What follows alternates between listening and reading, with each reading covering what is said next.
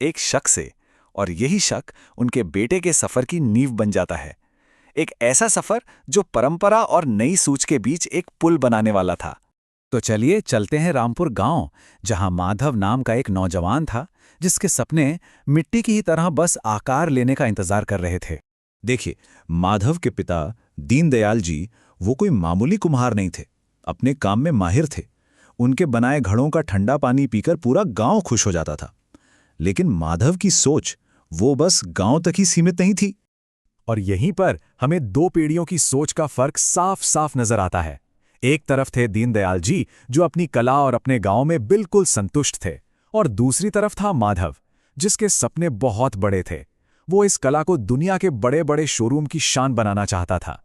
तो सपना तो बहुत बड़ा था, लेकिन जब ये सपना शहर की असलियत से टकराया तो क्या हुआ, चलिए देखते हैं।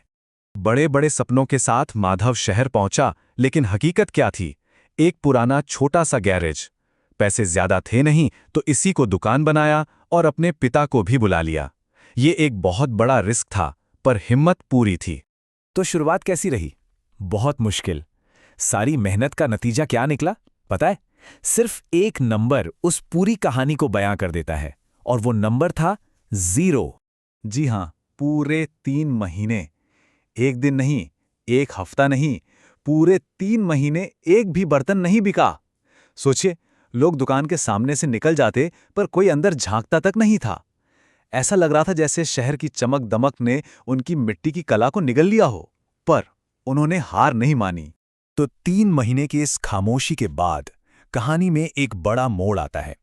एक ऐसा मोड़ जो सब कुछ बदलने वाला था। और ये मोड़ था इनोवेशन का, यानी कुछ नया करने का। माधव को एक बात समझ आ गई थी। दुनिया बदल रही है, लोग अपनी जड़ों की तरफ वापस आ रहे हैं। बस उन्हें चीजें एक नए अंदाज में चाहिए।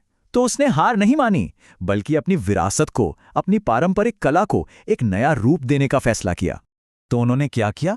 उन्होंने परंपरा और मॉडर्न डिजाइन को मिला दिया। जो हाथ पहले सिर्फ गांव के लिए पानी के घड़े बनाते थे, अब वही हाथ कलात्मक कॉफी मग, डिजाइनर लैम्पशेड और खूबसूरत डिनर सेट बना रहे थे। मतलब मिट्टी वही थी, पर अंदाज बिल्कुल नया था। और फिर एक दिन वो हुआ जिसका उन्हें इंतजार था। शहर की एक बहुत ही जानी मानी इंटीरियर डिजाइनर वहां से गुजरी। उनकी नजर जब उन कलात्मक मिट्टी के लैंप्स पर पड़ी, तो वो बस देखती रह गईं। वो हैरान थी। यही वो मौका था।